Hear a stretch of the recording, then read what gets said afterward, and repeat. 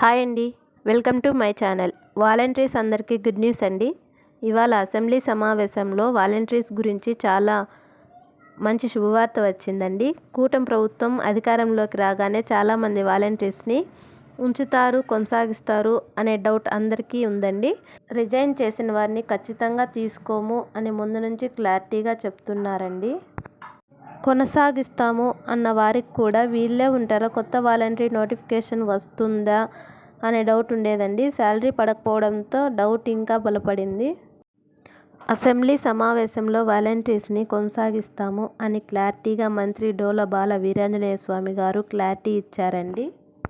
అలాగే ఆంధ్రప్రభ పేపర్లో అయితే వాలంటీర్స్ని కొనసాగిస్తాము అని వాళ్ళకు సంబంధించిన అధికారికంగా ప్రకటన 3 రోజుల్లో ఇస్తామని వివరించారు. ఈ వీడియో మీకు నచ్చినట్లయితే please like, subscribe, share. Thank you for watching.